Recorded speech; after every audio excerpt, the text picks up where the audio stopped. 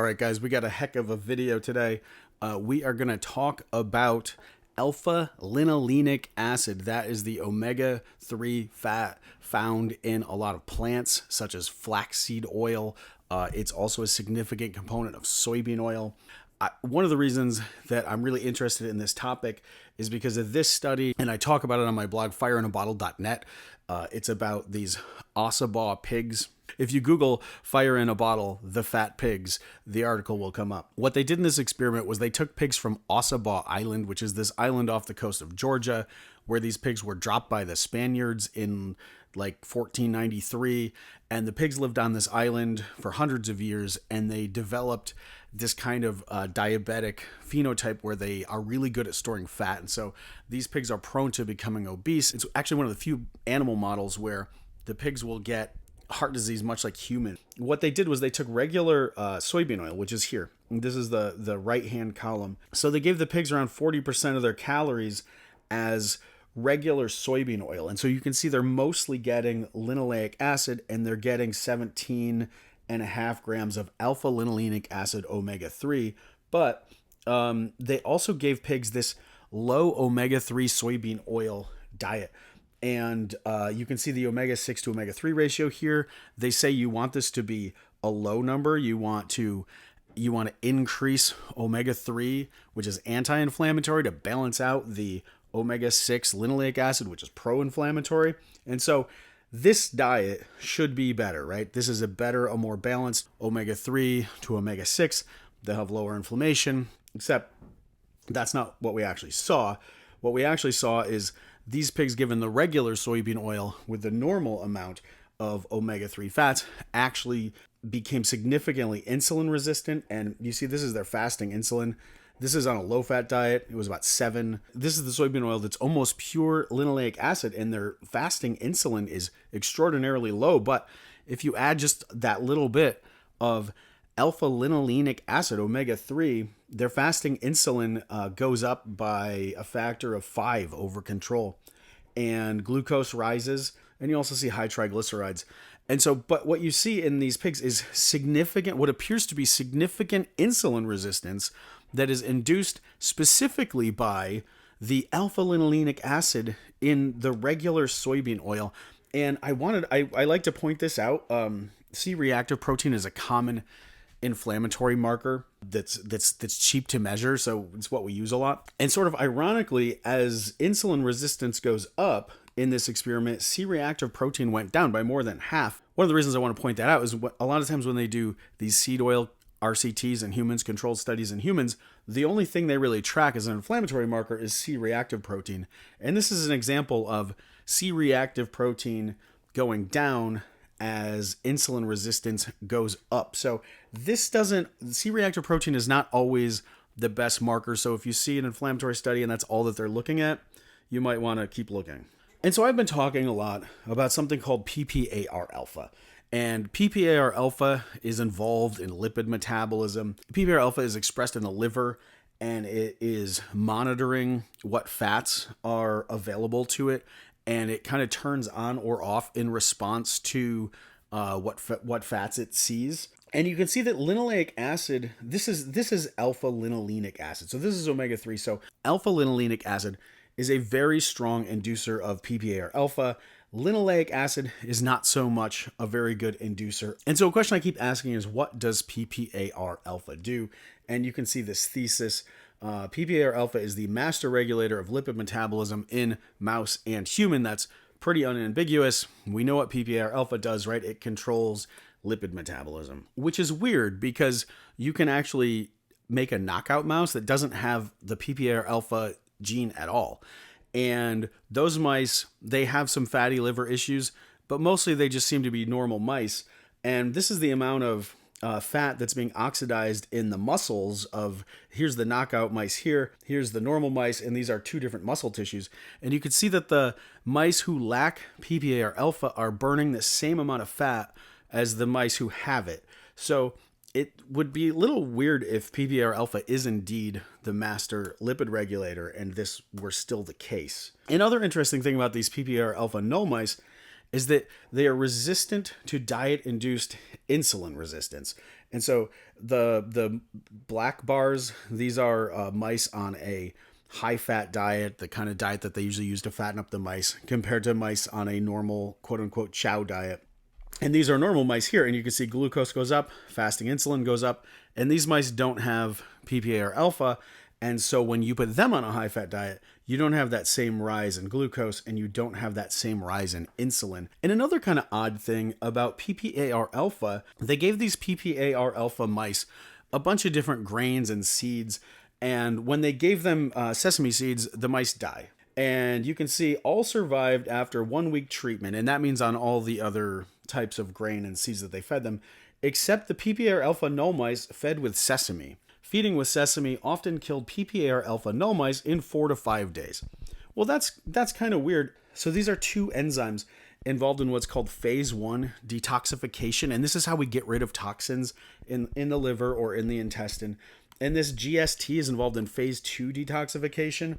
And the ones that are S are the ones that got the sesame. So you can see here, this is a normal mouse. And when they give them the sesame oil, this phase 1 detox gene just explodes. The mice that don't have PPAR alpha, when you give them the sesame oil, that detox gene doesn't go up. So what do phase 1 and phase 2 detox mean? So this is a fat, and this is out of a book called Drug Metabolism and Transport, right? This is not out of a fat metabolism book. This is about a drug detoxifying book.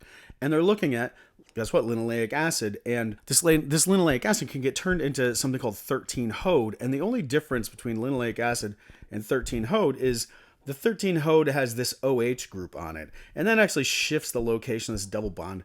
Not super relevant to this. The point of phase 1 detox is when you put this OH group on it. So this is now an oxylipin because it has this extra oxygen on it. That's what it means. It's a lipid with an oxygen, which makes it an oxylipin or an oxlam. And so this 13-HODE with its OH, because of the phase 1 detox enzyme, this oxygen is like a handle because oxygen is very reactive and it's easy to stick things onto it. And so this phase 2 detox enzyme comes along and it sticks a glucose onto that O. And so now you have linoleic acid with a glucose stuck to it. And the kind of magical thing about this is now water soluble and you can just eliminate it in your urine. And so to show this is relevant in humans, this is human liver cells and we're giving them this fenofibrate. Fenofibrate is something that activates PPAR alpha. And you can see these are phase 1 detox enzymes, cytochrome P450 enzymes. And you can see if you give them high dose fenofibrate, after 72 hours, this one goes up by 4.3-fold, and this one goes up by 6.3-fold.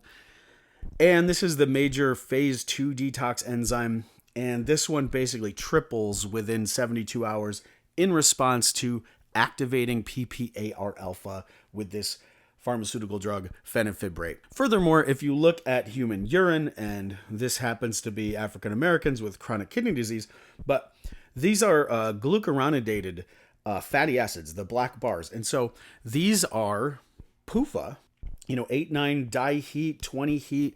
These are polyunsaturated fats that you've activated PPAR alpha, which activates these desaturases and converts linoleic acid into something like 20 heat. And that 20 heat has that OH handle on it. That's what makes it an oxylipin. And then the phase 2 detoxification gene sticks a glucose on there. And that's what's coming out in the urine. And so humans are absolutely detoxifying polyunsaturated fats when PPAR alpha is activated. And so PPAR alpha is part of this family of genes that are involved in these phase 2 detox pathways. This is a book about precision medicine. This is about how we detox pharmaceutical drugs. This is not about fat metabolism. You have to think about why the gene that is supposedly the master of lipid metabolism is involved in all these detoxification pathways. So as an evolutionary biologist, I like to ask the question of what came first? What came first, the chicken or the egg? Why is PPAR alpha in the liver? How long has it been around for? What other model organisms can we see how it's used, right? If we're trying to ask the question of PPAR alpha is being activated by this alpha-linolenic acid, omega-3 fat, right? And it's involved in all these detox pathways. Is it really a master of lipid metabolism, or is it more of a detox enzyme? And so one of the ways we can do that is we can look far into the past. This is a C. elegans. It's a nematode. Nematodes are supposedly the most plentiful animals on Earth. They're about a millimeter long. They're see-through, so you can put them under a microscope and you can see right through them, which is one of the reasons they're useful in the lab. We diverged from nematodes more than 600 million years ago, but despite that fact, the genes in C. elegans are still so similar to those for humans that you can actually swap out a human gene for a nematode gene, and the human genes work fine in the nematode. And so that is how strong, once we've built one of these pathways in these enzyme systems, they're so strongly conserved that even after 600 million years, you can just swap the genes out and they work fine. And an interesting thing is that C. elegans does not have any specialized adipose tissues. There's no fat tissue. There's no pancreas. There's no liver. There's not even blood or blood vessels or a heart to deliver nutrients compared to mammals. And yet, if you look back at C. elegans, so these are all these detox genes that we're looking at in human, rat, and mouse, right? And C. elegans has PPAR alpha. It's called nuclear hormone receptor 49. It has PXR, which is nuclear hormone receptor 8. It has an AHR, which is called AHR1. Most of these genes involved in these detoxification pathways evolved before livers, before blood vessels. So a lot of things say that oxylipins are primarily used as signaling molecules. That's probably not right. Oxylipins may have initially been products of phase 1 detoxification, and those oxylipins were there the whole time. And then as we evolved things like livers and blood vessels, they had to evolve to be able to deal with the oxylipins rather than the other way around, where the oxylipins were something that evolved to be signaling molecules, if that makes sense. So I showed that in human liver cells, alpha-linolenic acid activates PPAR alpha. This is in the C. elegans. This is a fun little trick we do in the lab. We take a gene from a firefly and we swap it out with a gene that PPAR alpha would normally turn on. And then when you activate PPAR alpha, the whole worm glows.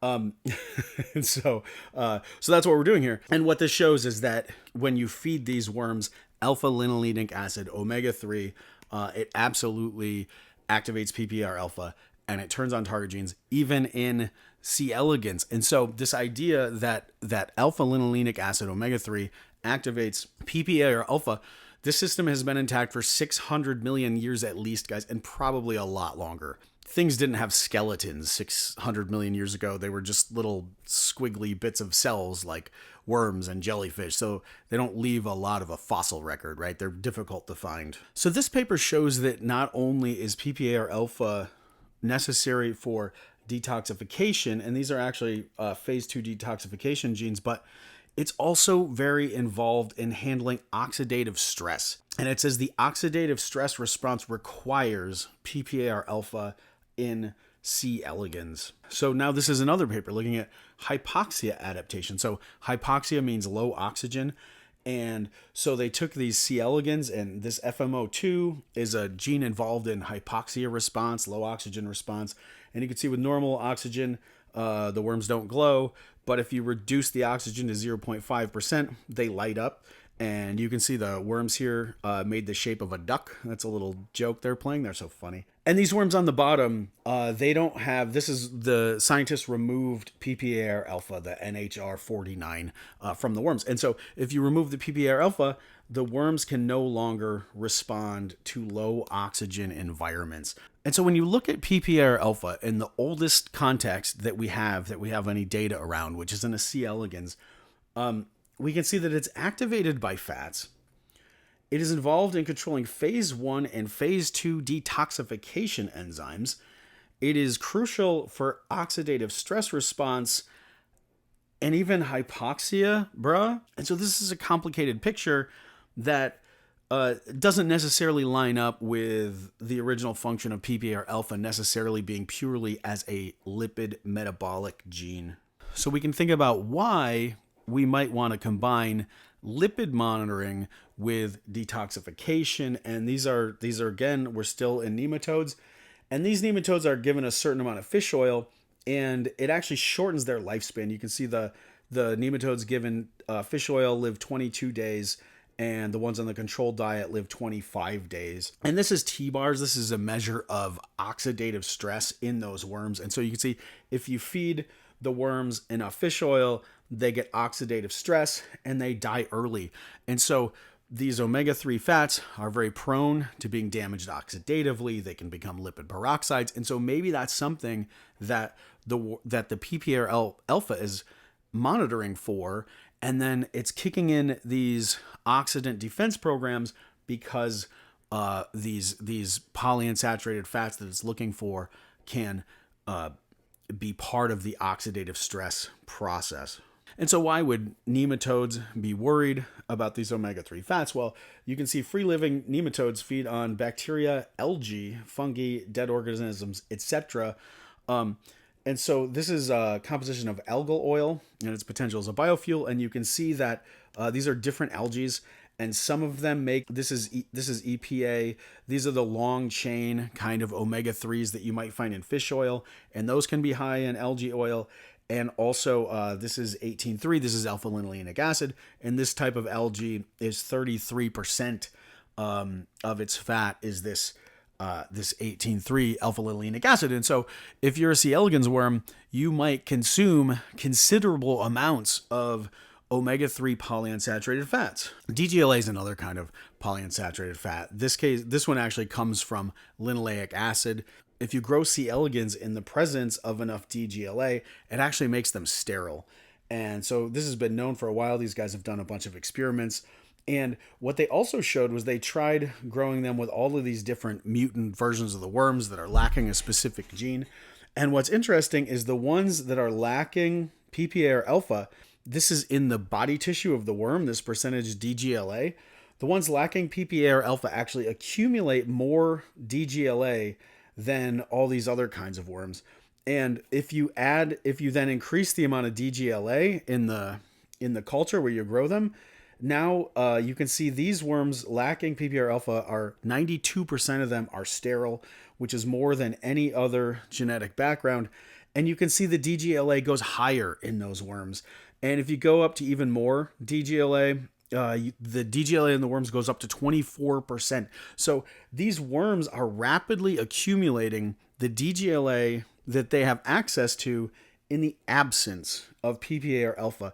But if PPAR alpha is around, they don't accumulate the DGLA nearly as much. Most of the worms have about half as much DGLA as the worms who are lacking PPAR alpha. And so when you look at the overall body composition of these worms, what you see is that all of the omega-3s are low. So in this graph, the gray bars are worms that have PPAR alpha, and the blue bars don't have PPAR alpha. So this is oleic acid here, and the worms that have PPAR alpha have more oleic acid.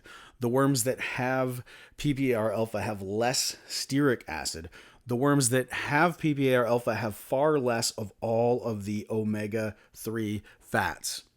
And I drew this little arrow here. What it looks like to me is happening is these omega-3 fats are actually being broken down.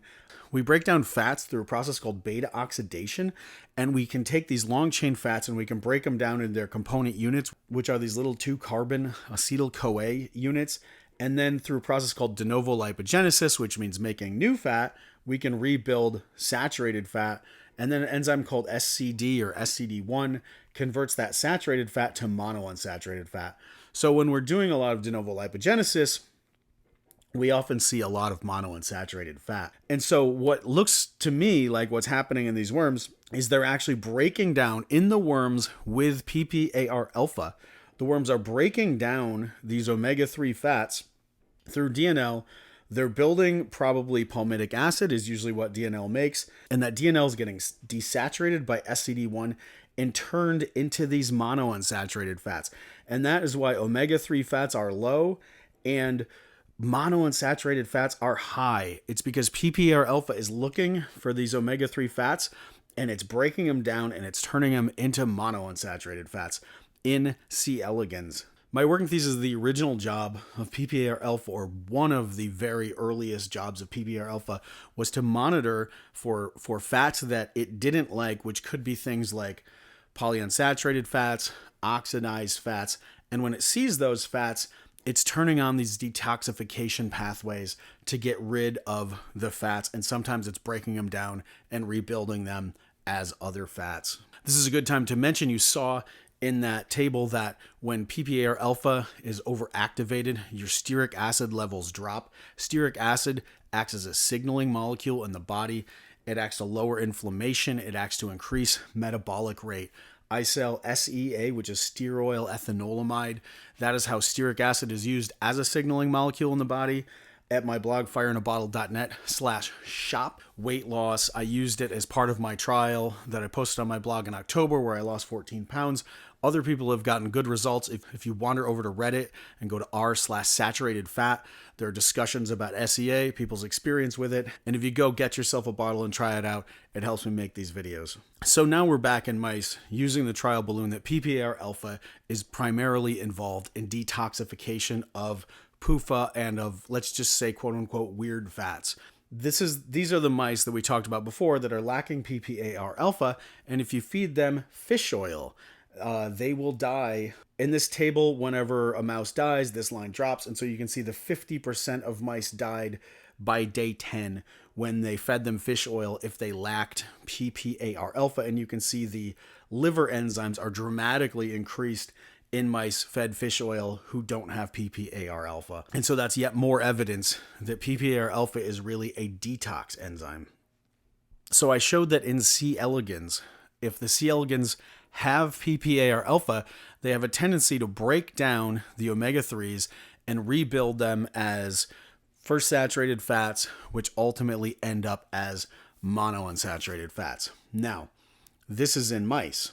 Look, same thing. So this 0.2% phenofibrate in this column. Phenofibrate is a pharmaceutical activator of PPAR alpha. And when you give phenofibrate to mice, what you see is that, so this is linoleic acid, omega-6. This is alpha-linolenic acid, omega-3 PUFA. And the alpha-linolenic acid goes from 40 down to 5.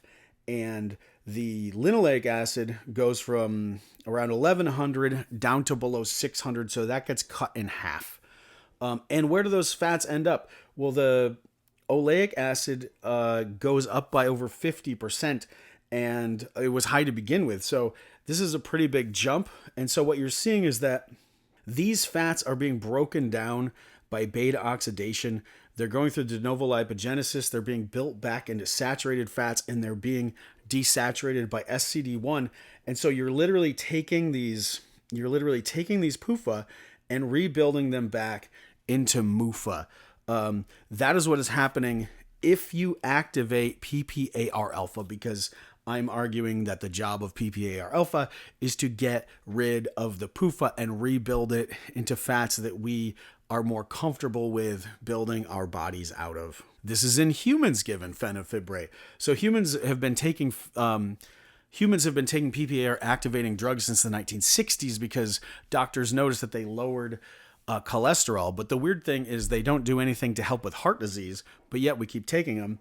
And what you can see is that in humans, the same thing happens. So these patients are taking phenofibrate, and here's their PUFA. It's going from 40% down to 33%, and monounsaturated fats are going up. They go from 13 to 16%, and saturated fats are going up. Why? Because taking something that activates PPAR alpha causes us to go into PUFA detox mode, and we're shredding these PUFA and we're rebuilding them as saturated fats and monounsaturated fats. You can see this. So this is different fats fed to humans, and what they did is they used a radioactive tracer. So the fat that you consume is mildly radioactive, and then they can see how much of it comes out on your breath depending on what fat you eat. And so this is alpha-linolenic acid. This omega-3 is rapidly eliminated from the human body, more rapidly than linoleic acid, the omega-6 polyunsaturated fat, more rapidly than monounsaturated fat, and much more rapidly than saturated fats, and especially stearic acid. The body prioritizes burning alpha-linolenic acid over everything else. This is again in humans.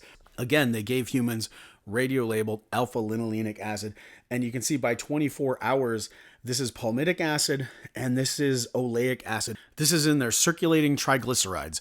So you can see that within 24 hours in your bloodstream, your body has already broken down the alpha-linolenic acid, and it's, a lot of it just come out on your breath. A lot of what's left is been turned into palmitic acid and oleic acid. It says the results of this study show that alpha-linolenic acid is converted to labeled saturated fat and monounsaturated fat in humans, and that this is related positively to the partitioning of labeled alpha-linolenic acid towards beta oxidation and excretion of CO2 on breath. The body does not like to hang on to alpha-linolenic acid. It is doing everything it can to get rid of it.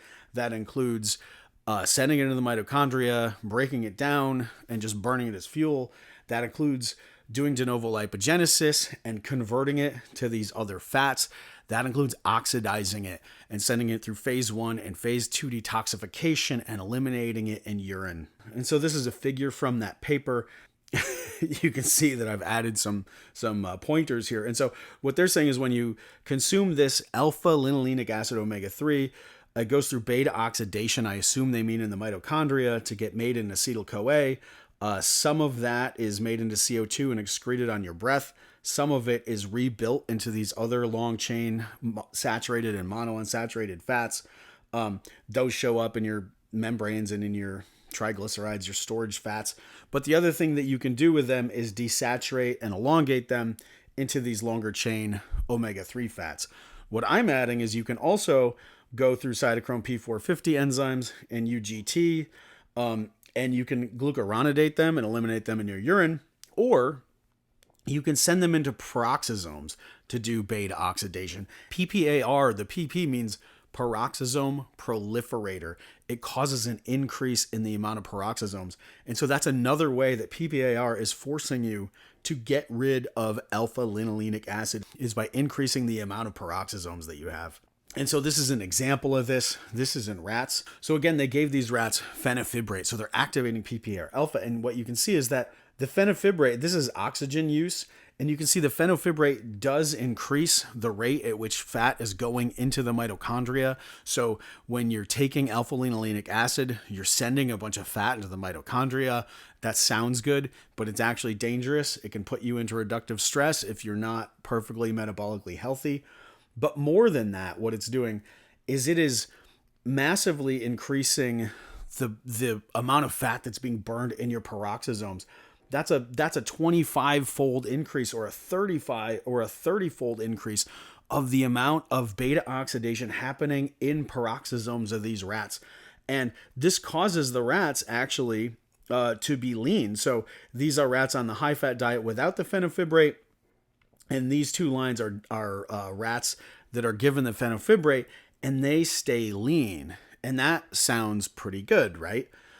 We should be active. We should be consuming alpha-linolenic acid to increase our peroxisomes so that we stay lean, right? This is just another example of peroxisomes. This is in C. elegans, just keeping I just want to keep these parallel lines going. Here's the amount of peroxisomes in C. elegans given 0 clofibrate, which is another PPAR alpha activator, or a small amount of clofibrate, and you can see this probably 10-fold increase in the amount of peroxisomal activity in C. elegans. So you have rats, you give them PPAR activator, they have this massive increase in peroxisomes. Same thing in C. elegans. And if you do peroxisomal beta oxidation, which is what's happening here, it's very different from in the mitochondria. If you take a long chain fat that's, let's say, 18 carbons long, let's say we're talking about alpha-linolenic acid, it goes through 8 rounds of beta oxidation to break it into 9 2-carbon chains, right? So it goes from this thing that's 18 carbons long into 9 little 2-carbon chunks. And every time it does that, in a position where there's not a double bond, you get these electrons through this acyl-CoA dehydrogenase. And in the mitochondria, that's an FADH2 input to the electron transport chain. And this gives you calories. This gives you ATP. And then there's a second step in the mitochondria where we get NADH out. We convert an NAD plus to an NADH. And that's also electrons that we can use to generate energy and ATP in the mitochondria. In the peroxisome, the FADH2 input is just used to make hydrogen peroxide. And then that hydrogen peroxide is converted by an enzyme called catalase back into water and oxygen. So these electrons that in the mitochondria are used to generate calories in the peroxisomes are just wasted. So that's thermogenesis, right? This is wasted calories right there. You're just, when you send all that stuff from the peroxisomes, you're just wasting calories. And furthermore, you're changing the redox balance of the cell because generating the NADH in the peroxisome means it diffuses into the cytoplasm. And cytoplasmic generated NADH is very different from a redox perspective than mitochondrial generated NADH. And that is going to be a whole other video sometime. But trust me that this is an important thing that happens. And then the peroxisomes also release acetyl-CoA, and that goes into the cytoplasm. And that acetyl-CoA can either make its way to the mitochondria to get burned, or in the cytoplasm, it can be used to do de novo lipogenesis and to be rebuilt into new fats, which is, of course, what happens to a lot of the polyunsaturated fat that is chopped up in the peroxisomes. And so that sounds very exciting. And now you're maybe all thinking about, how do I increase my peroxisomes? And the unfortunate answer is maybe you can't.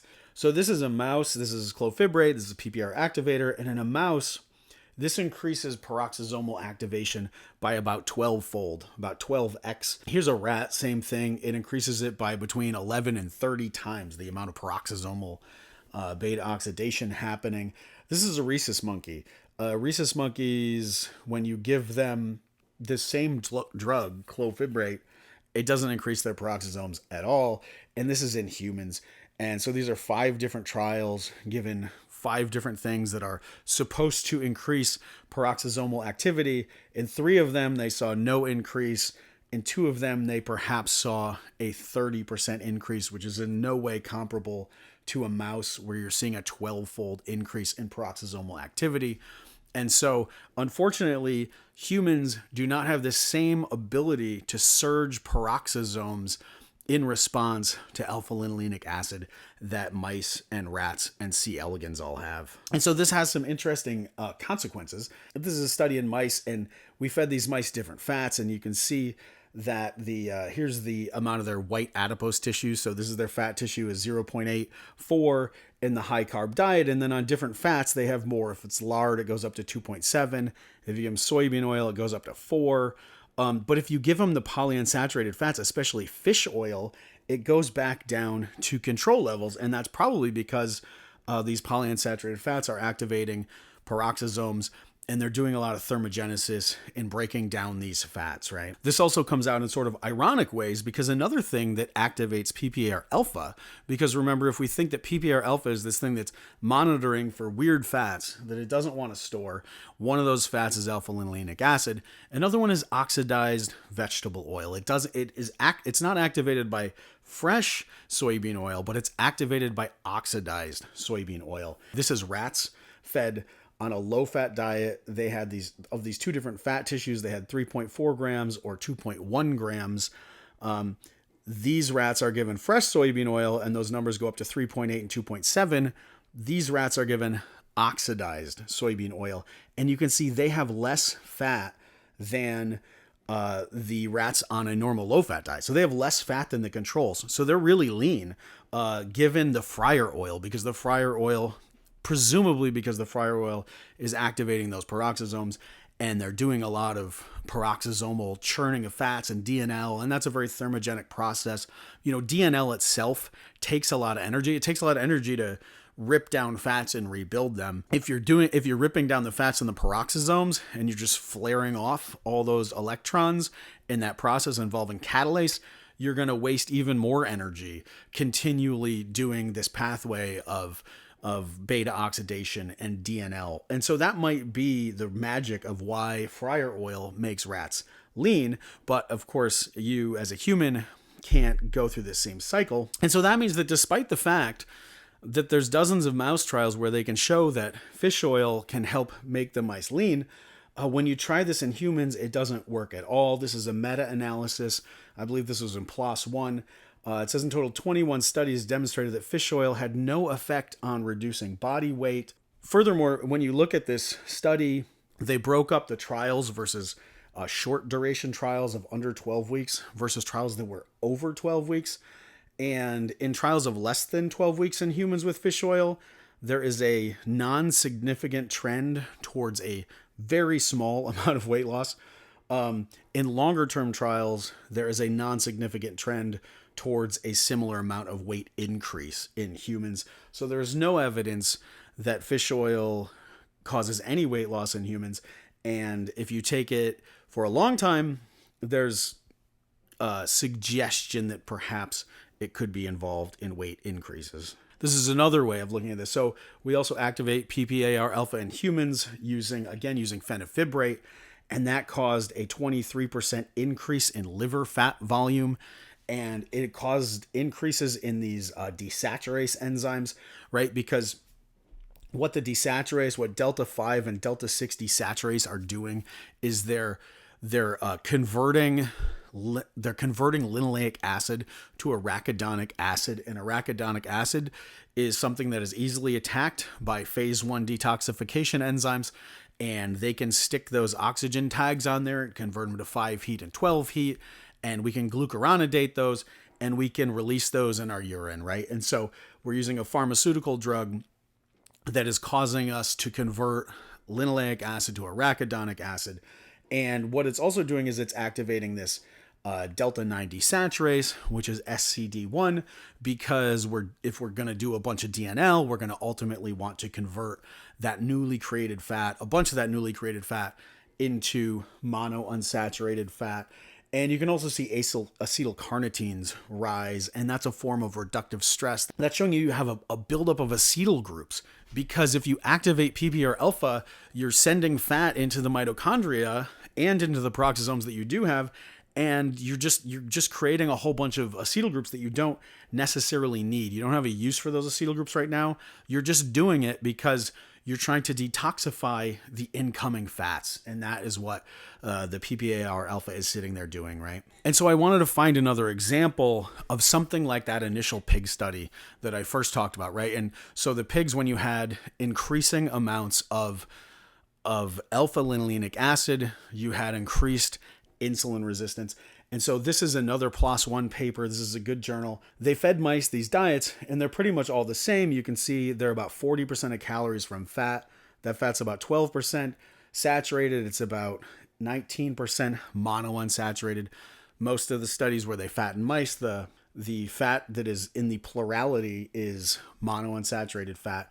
And then it's got about 10% polyunsaturated fat. So this will reliably fatten up mice. And what they do is they change the amount of omega-3 linolenic acid and omega-6 linoleic acid. And so this one, the 20-to-1, means there's 20 times as much omega-6 as omega-3. So that's almost all linoleic acid.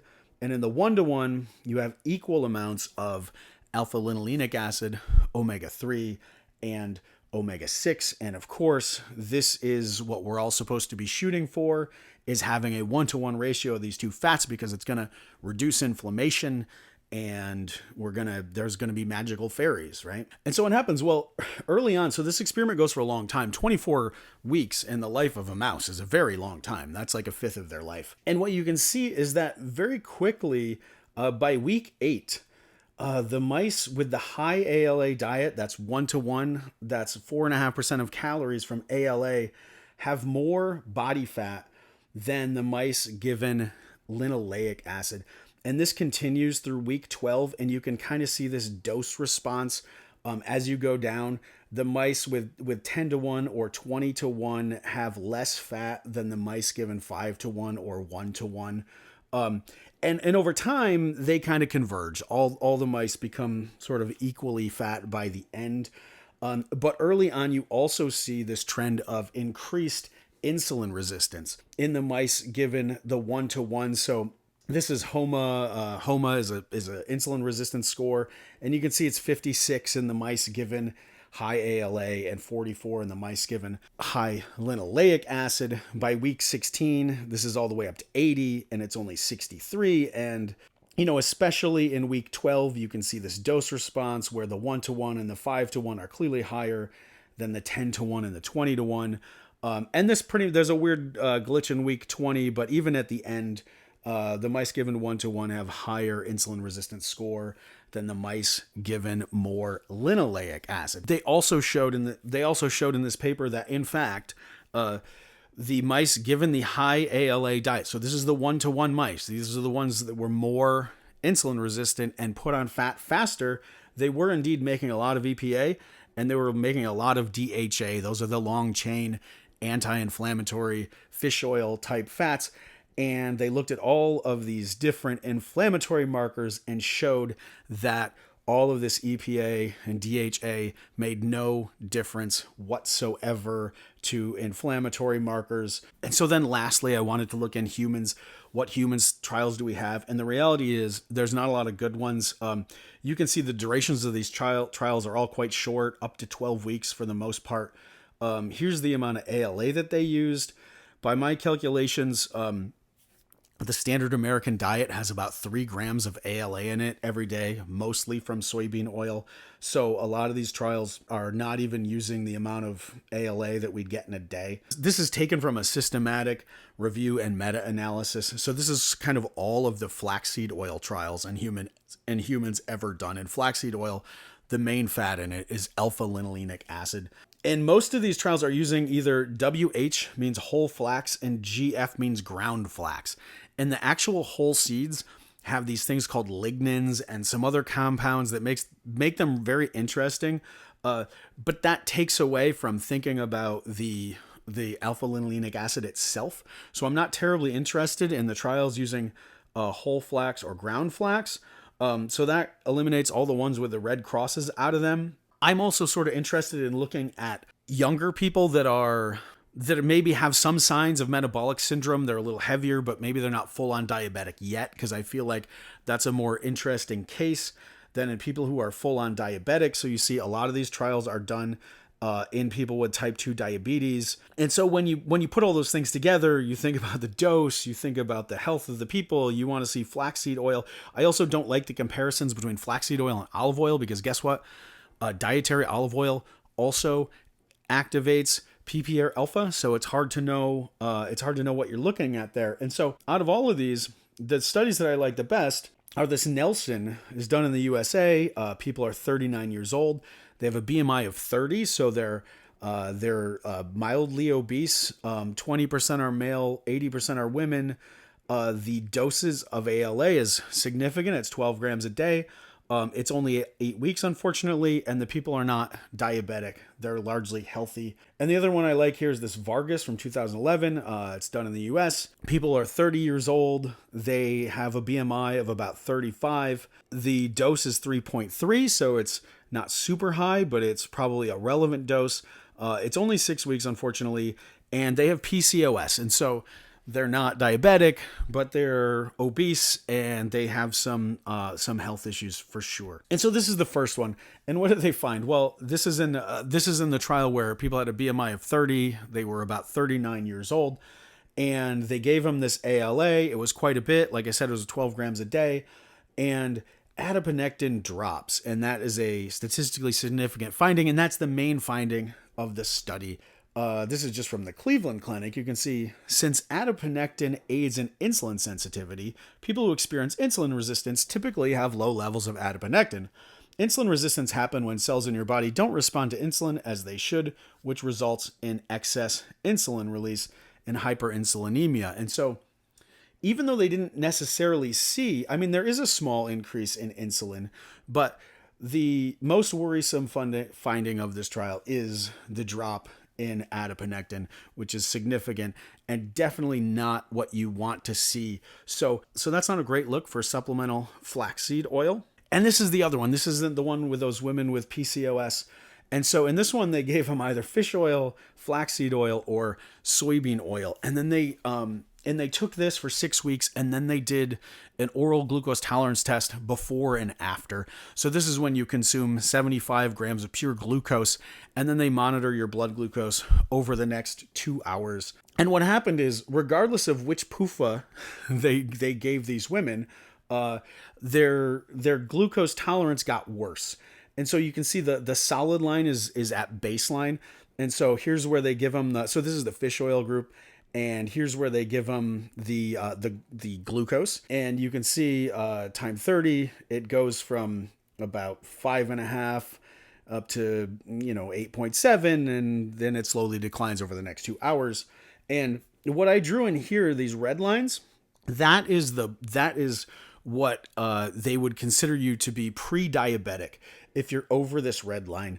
And so what you can see is that in all of these trials, fish oil, flaxseed oil, and soybean oil, every one of them, the women had decreased glucose tolerance, and they wound up right on the edge of pre-diabetic. And you can see the scale on this one is different than the other ones. In some ways, the flaxseed looks better than the others, but if you look closely, the women given the randomization, they kind of screwed up. And the women given the flaxseed oil are more glucose intolerant to begin with than the other women. And so even in this group, which was the most glucose intolerant, giving them flaxseed oil for 6 weeks still increased their glucose intolerance even more, to the point that they're verging on pre-diabetic. And you can say, well, their insulin level actually decreased, so maybe they're more insulin sensitive. And that could be the case, but sometimes decreasing insulin secretion is also a sign of oncoming diabetes. And so I don't consider this to be a great result. These other two are definitely not great results. The soybean oil group was by far the most glucose tolerant to begin with. And even at the end, they're pushing into close to pre-diabetes. And so I just have a couple counter examples of, if we block PPAR alpha, sometimes that will decrease obesity and insulin resistance. This one I use all the time. It's one of my favorite papers, but what they do is they fatten up these mice on a classical kind of high-fat diet, and then they keep them on the diet, and they give them this pharmaceutical that blocks the aryl hydrocarbon receptor, and the aryl hydrocarbon receptor is the thing that actually controls the expression of PPAR alpha. And so if you block the AHR, you won't make more PPAR alpha. And it says here, AHR inhibition prevented obesity. The likely AHR regulated and cross-regulated downstream effectors of AHR-based obesity were shown to be PPAR alpha target genes, SCD1. Western diet caused an increase of PPAR alpha target genes in the liver, and inhibition of the AHR maintained expression of these genes near control levels. And so you can see that as the drug reduced PPAR alpha activity, the obesity in the mice was completely reversed. And so then lastly, I'm just going to bring it back to C. elegans because we talked about the see-through worms today. So this betulinic acid is something that's in like the bark of trees. I forget which tree, birch trees maybe. And you can see this is low dose. And what they did in these worms is they're staining the fat droplets. And so you can see as they go from low dose betulinic acid up to high dose, you can see there's a lot less red in these worms. And so they're storing a lot less fat. And this is PPAR alpha, and this is what this betulinic acid does to PPAR alpha. You can see PPAR alpha comes way down. The amount of fat in the worms comes way down. And these are the worm versions of SCD or SCD1, depending on what you want to call it. They have 3 of them, but all of them are massively decreased. PPAR alpha is massively decreased. SCD is massively decreased. And the amount of fat that the worms are storing is massively decreased. So I've just presented you with a very alternative theory about what PPAR alpha is, which is, quote, a master lipid controller, but also what our relationship is as animals with alpha-linolenic acid, the omega-3 fat from plants. I am arguing that even 800 million years ago, animals decided this was not a fat that we want to have in our bodies. If you look at that table I showed of fat composition in C. elegans, they have very small amounts of alpha-linolenic acid. Animals always have very small amounts of alpha-linolenic acid, and it's hard to increase that number. And the reason for that, I would argue, is that PPAR alpha is monitoring for it. And when it sees it, it increases fat burn everywhere. It sends fat into the mitochondria. It sends fat into the peroxisomes. It upregulates D6D and D5D to desaturate the alpha-linolenic acid and the linoleic acid, and it upregulates cytochrome P450 enzymes so that we can oxidize those polyunsaturated fats as part of phase 1 detoxification. We can stick glucose onto them as part of phase 2 detoxification, and we can urinate those fats out. I'm also arguing that this system was in place. You know, we talk about things like 12 heat are correlated and implicated in development of vascular diseases. I'm arguing that 12 heat was being created by enzymes in these very basic multicellular animals way before we developed blood vessels. And so the blood vessels evolved around these systems so our blood vessels and our lipid handling and our fat storage evolved around this family of nuclear receptors and detoxification enzymes, PPAR alpha, NRF2, the aryl hydrocarbon receptor. And these things are ancient. They're ancient and they're ancestral to, you know, going all the way back to little squiggly things that probably lived in the bottom of the ocean a billion years ago. Algae, by the way, evolved 1.5 billion years ago. So by the time there was the first squiggly little worm, it was already dealing with polyunsaturated fat that was being created by algae. And animals, for whatever reason, decided that they want their body fat to be mostly 4 things.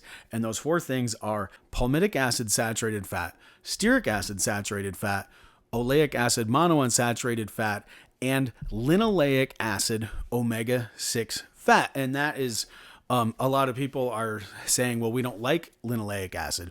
And I'm not saying that we do. And I don't like it either. But the reality is, linoleic acid is the one polyunsaturated fat that PPAR alpha will tolerate and allow to build up, right? And so that's why I like to talk about a study in pigs where they fed the pigs sunflower seeds, and the pig fat became 54% linoleic acid. That's how high linoleic acid can build up in a mammal. That doesn't happen with alpha-linolenic acid, right? Because it triggers PPAR alpha, and then you have the whole fat churn and the breaking down into acetyl-CoA and the DNL. And if we think back to those pigs in the original example that I showed, you know, what's happening is those pigs without any ALA, they can build up all of this linoleic acid. And that linoleic acid is absolutely fuel for the fire that's going to come out later, right? That linoleic acid can be converted into 5 heat and 12 heat. That 5 and 12 heat can activate the AHR, and this sets up this positive feedback loop where you're making more PPAR alpha, you're oxidizing more things. It is absolutely part of the feedback loop, but it's not the thing that starts the fire. The thing that starts the fire are the things that activate PPAR alpha. That is my argument. In this case, we're talking specifically about alpha-linolenic acid. Our body does not like this fat. Our body does everything it can, everything in its power our body does to get rid of this fat. Every bit of evidence there is suggests that this is true. Okay, guys, that was fun. We went all the way back to the beginning of multicellular organisms. I'm gonna reverse course probably next week, and we're gonna do some protein stuff. We're gonna talk about BCAA restriction and get into some of the history of that. hibernating animals. That's going to be fun. Check back in. I hope this episode, if you stuck through it and you followed the science, I hope this challenges your ideas about omega-3 to omega-6 balance. Is it really important for inflammation? What's happening? We'll do more about oxidative stress and how PPAR alpha is affecting redox balance in the cell. That's a very important topic, and we'll get there. So keep following along. I'm gonna keep making videos. This is fun. Check into the blog. Go over to Reddit and check out the R saturated fat thread. There's a lot of stuff happening over there. Fun stuff talking about protein restriction and these issues with polyunsaturated fats. Have a good one, guys. I'll see you next week.